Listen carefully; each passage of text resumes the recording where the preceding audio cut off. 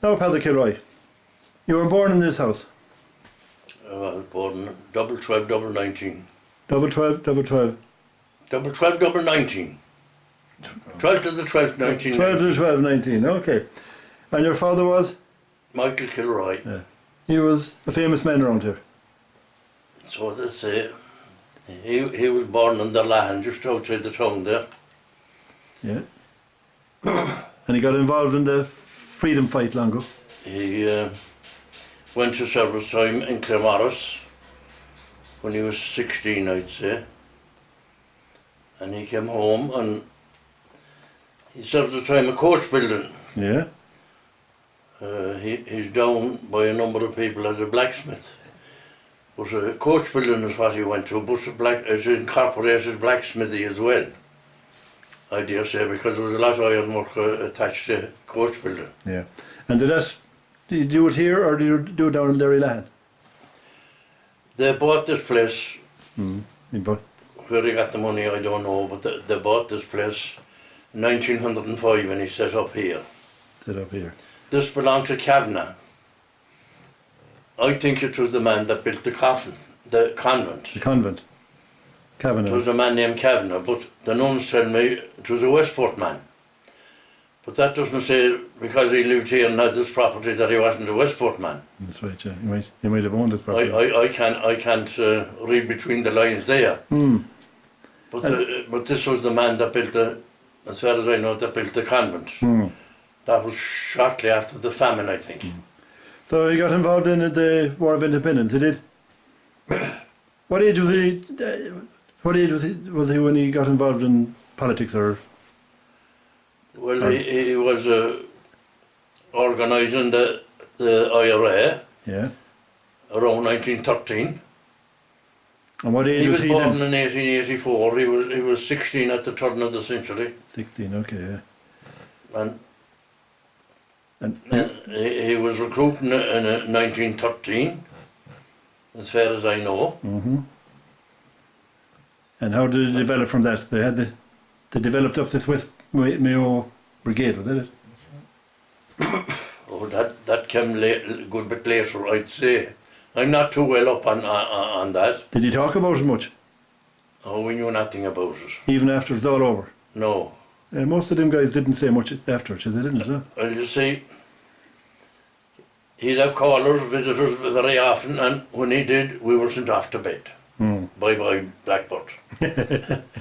He knew it was business. He was away most of the time, do you see, when he got involved in politics. When he was a TD, he was away a lot of the time, and then when he lost the 1937 election, they thought he couldn't be best. John Munley was his opposition in North Mayo. The border was changed, the border was brought in front of the door here, brought to the river. Achill and Ballacroy was taken from North Mayo and was put in South Mayo. But the North Mayo crowd thought Michael Kilroy couldn't be best. They didn't realise that if you hadn't the strokes on the paper, it was no bloody good. Right, no matter what your record was. And what party was he representing? What party was he? Fianna Fáil. Fianna Fáil. Always Fianna Fáil. Fianna Fáil. He was one of the founder members of Fianna Fáil in 1926, I think it was. Was he involved in the revolution? The 1916 stuff? Around the country? Like, was he involved down here in Mayo, was he?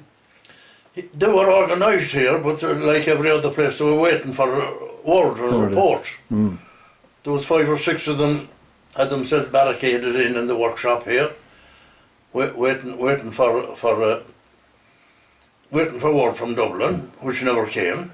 That was Easter 1916, that time, was it? 16. 16, yeah.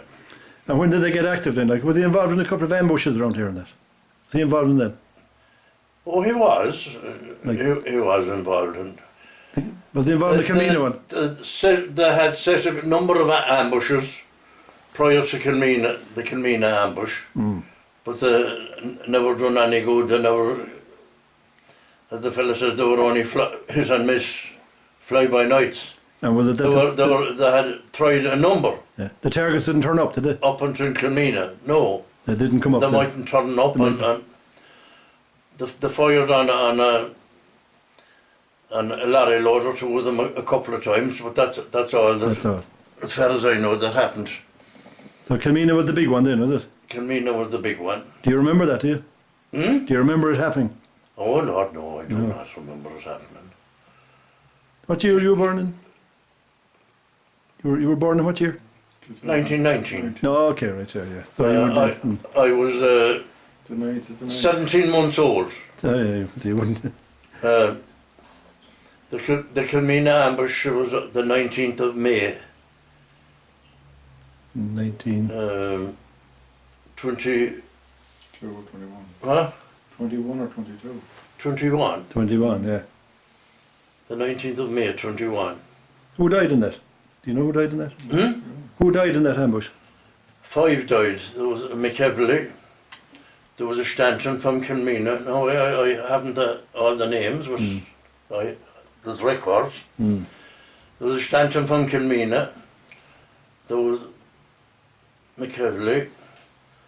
There was a Jordan wounded. There was a Tom O'Donnell from Ross and Rubble. He was in the Cashel unit. He was at home here at the time. Like the Cashel unit was involved in the Kilmina ambush. Okay. Tom O'Donnell was in the Cashel unit. He was working in Cashel or something from Ross and Rubble, just above the town here. Okay. So he was away a lot then when he was a TD. Oh, he was. And when was he first elected? 1923. 23 to 37, was it? 1923 to 1937 he was elected. He was in the door, was he? Yes. With Fianna Fáil, yeah. I think that'll be the right dates. Okay, yeah. And would he ever talk about the Dáil when he come home now? No. No. And he never became a minister? Things were never mentioned. Never mentioned around the table. Yeah. And after he was beaten, did he have another go at it again, the next election? Or did he give it up then? After he lost his seat, did he try again? No, he didn't. He was appointed to the hospital commission, Okay. and that lasted until,